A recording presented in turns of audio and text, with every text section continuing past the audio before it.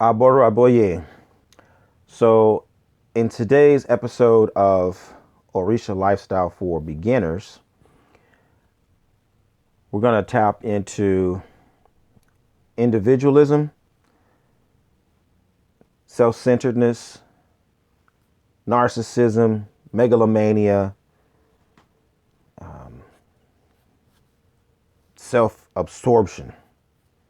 Okay.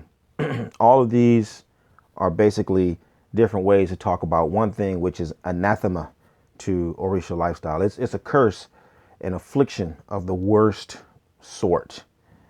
And as a beginner, you have to know that one of the key objectives of Orisha lifestyle is to rid you of this curse. Okay. Now, this is something that, again, people aren't generally talking about. They're amplifying your condition by overemphasizing the fact that you need to be initiated to this, right? And so your preoccupation or your obsession with Oshun and Shango and Obatala and Ogun is really only amplifying your self-centeredness.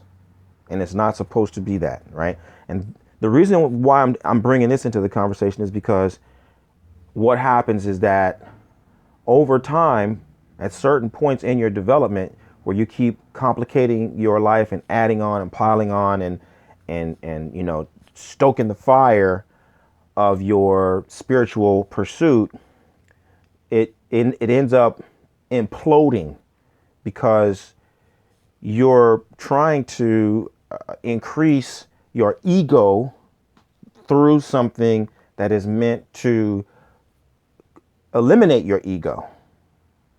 Okay. And so one of the ways I want you to understand that concept is through, for example, the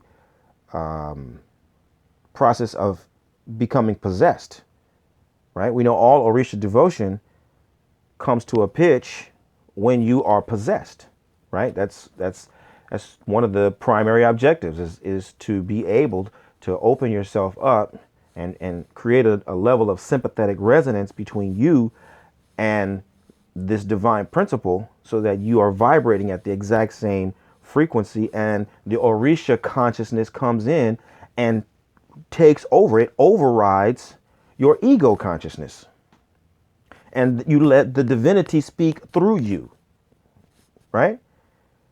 So imagine that your objective then becomes to maintain sort of a lucid awareness while the consciousness of the divinity rides you. And that becomes extended longer and longer and longer periods where you are in tune with the divinity for longer and longer periods. Okay. We're not being, geared that way. And at certain points, at some point, the divinities are going to do something to impose that reality upon you. And it can be, like a mental breakdown if you're not preparing yourself for that eventuality, because that's the objective. All right. And so I remember on a more mundane level, when I first graduated with my master's in counseling, I was counseling everywhere. I was constantly interviewing people and perpetually, absorbing and trying to understand the different human psyche. And at this time, I was tagging along with one of my very first mentors, Reverend Sule. Reverend Sule was a Nigerian man who was brought up in the tradition, had converted to Islam, and then later become a Christian minister, and was a very good mentor. And I remember talking to him and asking him, Reverend Sule, tell me about depression in Yoruba land. And he said, depression? Depression. That's isolation. And isolation is there's no such thing as isolation because we don't have anything like what you call privacy. And so he went on to explain that throughout a person's life from birth to death, you're always surrounded by people, and there's no concept of like, I have this problem and I'm going to isolate myself and I'm going to go off in a corner and cry, or I'm going to go pout, or I'm going to have a temper tantrum by myself. It's like, it doesn't happen that way. And immediately it jogged my memory, and I started to think about some of the papers that I had read years before. One by a Yoruba psychologist named Delano, and another named Kenyon. And these were Yoruba psychologists who were writing in the 50s and 60s, really amazing, where they had discovered that the Yorubas had largely rejected the Western healing model because of its insistence upon individualism. They would heal people in isolation. So you get sick, you go to the hospital, they take you off into a room by yourself.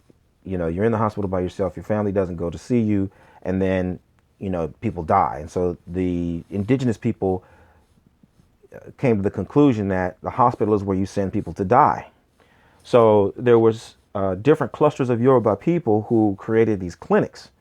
And these clinics will combine Western and indigenous healing modalities. And so they would create a small healing space, and they would bring in the babalawo, or they would bring in the herbalist, and they would make space for the family to come and be, in the place like you would do in the indigenous model, where people would go and live with the babalawo for a period of time until they were healed, right?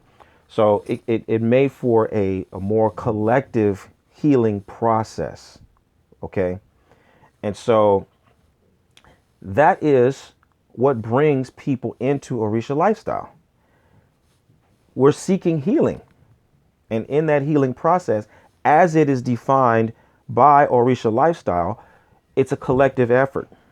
It isn't meant to further isolate you or amplify your own individuality. It's meant to reduce your individuality and create a more collaborative consciousness, right? And when you understand that, it's also going to help you reduce your obsession with competition, right? And so we see the more individualistic we are, the more competitive people are. And people are just constantly competing. And it's like, what are we competing for? What race are we in? Who's in first? What's going to happen when you win? What happens when you lose? We don't even have an idea about why we're competing. We just don't know how to collaborate. And we don't understand that collaboration and cohesiveness is the objective of Orisha lifestyle. Okay?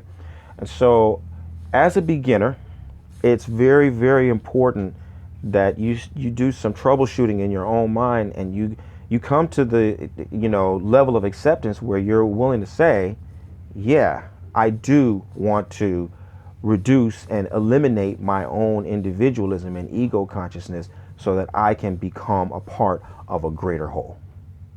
Aboru aboye, aboshishe.